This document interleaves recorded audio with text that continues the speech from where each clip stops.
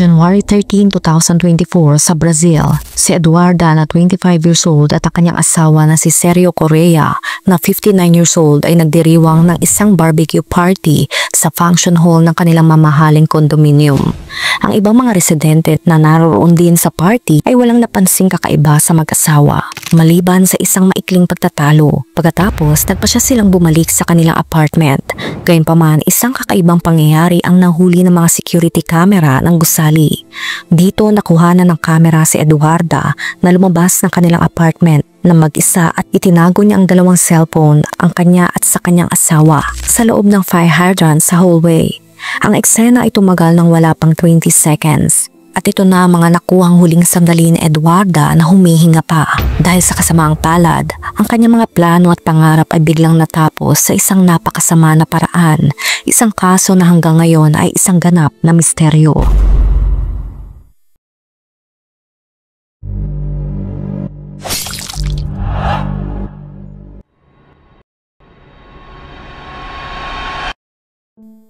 Si Eduarda Goric o Gorgic ay 25 years old na mangyari ang lahat noong January 2024. Ipinanganak siya noong September 14, 1998 sa isang munisipalidad sa estado ng Santa Catarina, Brazil na may humigit kumulang 6,000 na residente. Si Duda, gaya na magiliw na tawag sa kanya ng kanyang pamilya at mga kaibigan, ay nilarawan bilang isang taong may sariling kinang. Ang kanyang mga ngiti ay laging nakikita, pati na rin ang kanyang energy at pagnanais na mabuhay. Siya ay isang taong mapagpahalaga sa kanyang sarili. Gustong-gusto niya laging mag-ayos at magpaganda, laging naka-makeup at mabango. Ang mga nakakilala kay Eduarda ay binigyan diin ng kanyang kagandahan, na saan man siya magpunta ay nakakaakit ng pansin. Mahal na mahal si Duda ng kanyang pamilya, lalo na ng kanyang dalawang kapatid na babae, ina, mga tiyahin at mga pinsan. Alam nilang lahat ang mabuting puso ni Eduarda na may magandang buhay pa sana sa hinaharap. Ngunit sa kasamaang palad, ang kanyang mga plano ay biglang natapos sa isa sa mga pinakamisteryoso at nakakaintrigang kaso na nangyari sa Brazil. Si Duda ay may relasyon kay Sergio Sousa Correa, isang 59 years old na mga awit at negosyante. Dumako tayo kay Sergio. Mula noong 8 years old pa lamang siya, natuklasan niya ang kanyang hilig sa accordion at pagkanta na bumuo ng isang grupo na tinatawag na Sertanejo Duo na binuuan ni Sergio Correa at Polino, na may mga nai-record na album at nakakuha ng mga tagahanga sa buong Brazil. Nagkaroon sila ng ilang mga palabas sa buong Brazil at madalas ding ibinabahagi ni Sergio ang kanyang mga kanta sa social media.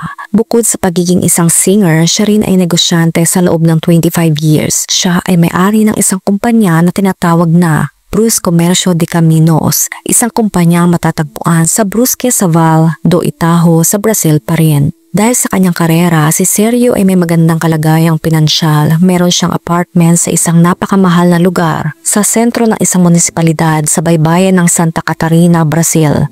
Ang luxury condo ay matatagpuan sa sentro ng Itapema, kung saan ang mga ari-arian doon ay tinatayang 1.5 million hanggang ilang milyong Brazilian reals o mahigit kumulang 40 million pesos. Si Sergio at Eduarda ay nakatira sa gusalis sa loob ng 3 taon at ang mga nakakakita sa kanila mula sa labas ay nag-iisip na ang dalawa ay namumuhay sa isang panaginip dahil sila ay may mataas sa pamantayan ng pamumuhay at sa social media ay mukhang napakasaya nila.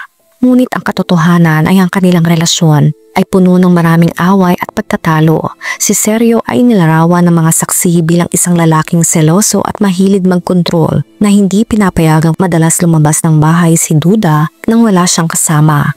Bukod dito, ayon sa isang lokal na pahayagan, sinabi ng ilang kaibigan na mag-asawa na halos araw-araw silang nag-aaway at ang dahilan ng mga pagtatalo ay karaniwang dahil sa selos, minsan dahil sa hindi pagkakasundo sa pinansyal at dahil din sa kanilang agwat na edad na halos 35 years. Gayunpaman, ang hindi alam ni Duda ay hindi ito ang unang pagkakataon na ipinakita ni Sergio ang ganitong pag-uugali.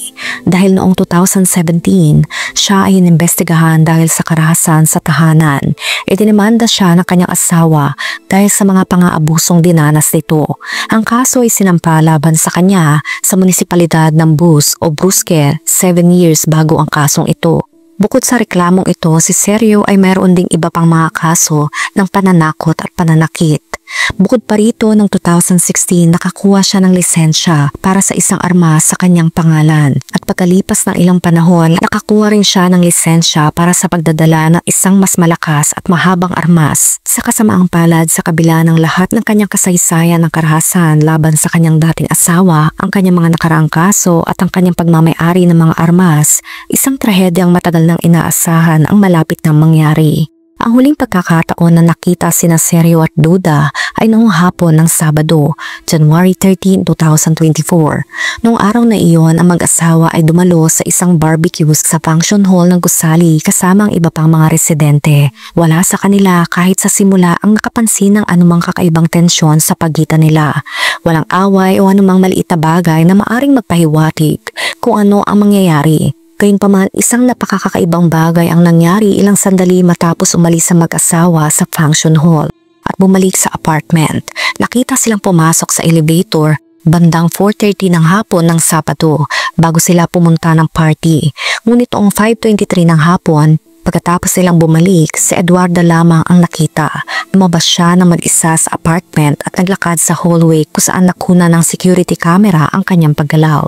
Naitala ng camera ang isang aksyon na tumagal ng wala pang 20 seconds kung saan mabilis na lumabas si Duda sa apartment at naglakad patungo sa isang fire hydrant na matatagpuan sa kanang dingding ng hallway. Doon nakasuot siya ng sando, shorts at tsinelas. Binuksan niya ang compartment ng emergency equipment at itinago ang dalawang cellphone. Pagkatapos ay sinara niya ito at bumalik sa bahay. Hindi niya alam noon, ngunit iyon na pala ang kanyang huling mga imahe na buhay. Pagkatapos ito, wala nang nakakita sa mag-asawa. Hindi na sila tumugon sa mga mensahe at hindi na rin sumasagot sa mga tawag at ang apartment ay tahimik na tahimik. Ang nakapansin sa pagkawala ng dalawa ay isang empleyado ng kumpanya ni Sergio, isang service provider na sumusubok na makipag-ugnayan sa kanyang amo upang malaman kung dapat pa siyang bumiyahe para sa trabaho o hindi, ngunit hindi niya ito makausap. Napansin niyang mayroong kakaiba dahil hindi karaniwang tumatagal si Sergio bago makipag-ugnayan, lalo na pagdating sa mga bagay na may kinalaman sa trabaho. Kaya nagpasya ang empleyado na pumunta sa apartment ng mag-asawa noong January 14, 2024, Linggo. Nagtataka siya kung bakit ang kanyang amo ay hindi nagbalita ng ganito katagal. Umakyat siya sa palapag kung saan nakatira si Sergio at kahit sa hallway ay may napansin siyang kakaiba. Natagpuan niya mga cellphone ni Sergio at ng kanyang asawa sa loob ng fire hydrant. Dahil dito nagpasya siyang tawagan ng kapatid na babae ng kanyang amo upang pumunta sa lugar dahil mayroon itong reserbang susi. Hinintay niya ang pagdating nito sa gusali upang subukang buksan ang pinto. Gayunpaman, kahit na may reserbang susi, hindi sila nagtagumpay dahil ang pinto ay nakasara mula sa loob. Tinawag nila ang mag-asawa ngunit walang sumasagot, kaya sinubukan nilang pwersahin buksan ang pinto. Ngunit hindi rin nila ito nagawa dahil ang gusali ay may mahusay na sistema ng seguridad. Labis silang nag-aalala at walang ibang pagpipilian. Kumatok sila sa pinto ng isang kapitbahay na mag-asawa at nagtanong kung maaari nilang subukan pumasok sa apartment sa pamamagitan ng balkonahe nito. Ipinaliwanag nila ang buong kwento at agad na pinayagan sila ng lalaki na gamitin ang kanyang balkonahe. Kinailangan ng empleyado ni Sergio na basagin ang salamin ng isa sa mga bahagi ng balkonahe upang makapasok, na nagdulot ng sugat sa kanyang kamay at tumalsik ang pulang likido sa apartment. Sa mismong sandaling iyon, nakita niya ang isa sa pinakabasahol na tanawin sa kanyang buhay. Sa loob ng apartment, nakita niya ang kanyang amo at ang asawa nito na nakahandusay sa isang malaking tumpok ng pulang likido. Wala nang magagawa, wala na silang buhay. Kung titignan, mukhang matagal nang nangyari ang insidente dahil napakatapang na ng amoy, tuyo na ang pulang likido at parehong maputi at maputla na ang mga labi. Ang nakakuha ng pansin ng lalaki ay ang isang bagay na malapit sa kamay ng kanyang amo, ang isang maliit na armas. Agad na tumawag ang empleyado sa pulisya at ang lugar ay isinara upang maisagawa ang investigasyon. Ang civil police, pati na rin ang mga ahente at forensic experts ng IML or Institute of Legal Medicine ay naroroon at ang mga labi ay nakolekta. Nagbukas ang civil police ng isang investigasyon upang siyasatin ang kaso. Ang armas na nakita sa lugar ay kinumpiska upang suriin, pati na rin ang dalawang cellphone sa loob ng fire hydrant. Ang dalawang iPhone, ang pinakabagong modelo, ay nakalock at pinadala para sa forensic analysis. Mabilis na nagsimula ang investigasyon at sinimula ng mga pulis ang pakikinig sa 10 saksi na nasa gusali noong oras ng insidente. Nakuha ng mga pulis sa mga imahe mula sa security camera at gumawa ng timeline kung paano nangyari ang lahat. Iniulat ng ilang saksi na nakarinig sila ng pagtatalo sa pagitan ng mag-asawa noong barbecue party sa function hall ng gusali. At ang insidente ay maaring nangyari ilang minuto matapos makita si Duda na nagtatago ng mga cellphone. Parehong sina Eduarda at Sergio ay nasawi dahil sa isang tama ng bala ng armas. Ang nagpaiba sa sitwasyon ay ang bagay na nakita malapit sa kamay ng lalaki na nagpapahiwatig na pinaslang niya ang babae at pagkatapos ay tinapos ang sarili. Sinuri ng mga pulis ang record ng lalaki at natuklasan ang tungkol sa reklamo na karahasan sa tahanan. Ngunit ito ay may kinalaman sa ibang babae noong nakaraan dahil si Duda ay walang anumang police report laban sa kanyang asawa. Sa pakikipag-usap pa rin sa mga kapitbahay at pamilya, natuklasan ng mga investigador na si Sergio ay seloso at mahilig mangontrol na hindi pinapayagang umalis si Duda ng bahay nang wala siyang kasama. Ang forensic analysis na hiniling sa mga cellphone ni Duda at Sergio ang siyang magiging susi sa pag-unawa sa motibo ng pangyayari. Hinintay namin ang paggawa ng forensic report lalo na sa mga cellphone dahil malamang na malalaman namin ang motibo ng krimen sa pamamagitan ng pagsuri sa mga bagay na ito. Ito ang sabi ng isa sa mga delegado. Ang pangunahing hinala ng mga ahente ay pinaputukan ni Sergio si Eduarda at pagkatapos ay pinaputukan ng kanyang sarili. Ayon sa senaryo ng pangyayari, malamang na humaharap tayo sa isang kaso ng femicide na sinundan ng isang krimen laban sa sariling buhay. Dagdag pa ng delegado, dahil bago pa ang kaso, hindi pa lumalabas ang resulta ng forensic analysis na mahalaga sa pag-unawa sa motibo ng krimen. Alam na natin na si Sergio ay palaging nakikipag-away kay Eduarda dahil sa selos. At ang pinagmula ng away ay nang subukan niyang itago ang kanyang mga cellphone mula sa kanya. Ngunit walang nakakaalam kung ano ang nasa mga cellphone. Sa kasamaang palad, ang unang bagay na iniisip ng maraming tao ay nagtatago sa Eduarda ng isang uri ng relasyon. Itinago niya ang mga cellphone upang hindi ito matuklasan ni Sergio. Ngunit hanggang sa lumabas ang mga resulta, walang dahilan upang ito lamang ang teorya tungkol sa mga lihim na nilalaman ng mga cellphone. Pagkatapos ng lahat, nawala ng buhay si Duda sa kamay ng isang lalaking dati nang may record at kahit pagkatapos ito, sinusubukan pa rin nilang gawin siyang hindi direktang responsable sa pagkakaroon ng kanyang buhay na kinuha. Mayroong iba pang mga hypothesis tulad ng pag-record niya ng isang eksena na karahasan na ginawa ni Sergio at ayaw niyang burahin niya ito o kaya naman itinago niya ang mga cellphone upang hindi niya ito pasagin. Ang mismong civil police ay naglabas ng isang pahayag na nagsasabing ang mga konklusyon tungkol sa pangyayari ay sa pagtatapos lamang ng investigasyon at sa pagkumpleto ng forensic analysis. Ano man ang motibo ng krimen, ang kaso ay naitala bilang femicide na sinundan ng isang krimen laban sa sariling buhay. Ang seremonya ng pamamaalam kay Eduarda ay naganap sa Ribeirão Grison Funeral Chapel sa lugar kung saan siya ipinanganak. Matapos ang pagkawala, maraming kaibigan, pamilya at kakilala ang nagbigay pugay kay Duda. Isa sa kanyang mga kapatid ng babae ang nagpost sa social media bilang pagpupugay sa kanya. Ang kanyang ningning ay hindi kailanman magtatapos. Hindi ko alam kung paano mag-isip o mabuhay mula ngayon, prinsesa. Ang iyong ngiti, ang iyong enerhiya at ang iyong pagnanais na mabuhay ay manatili magpakailanman. Nagpost din ang isang kaibigan tungkol kay Eduarda. Labis akong nagulat.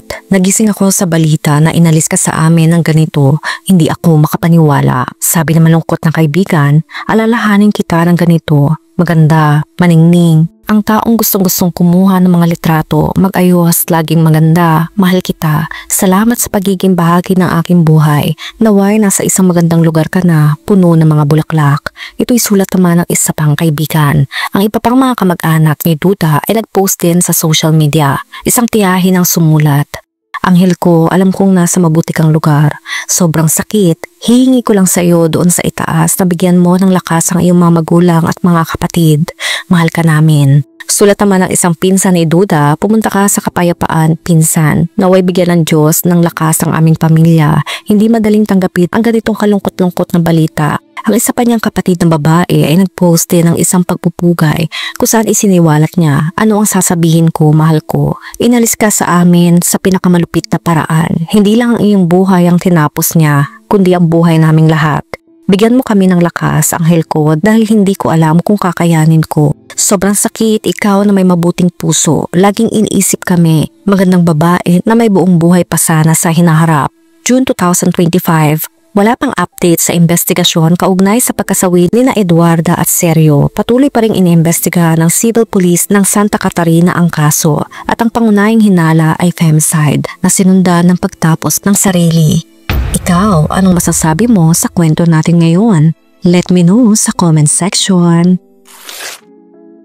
Kung nakaabot ka sa video na ito ay maraming salamat. Huwag kalimutan mag-like, share, subscribe, and turn on the notification. Ingat ka palagi! Ciao!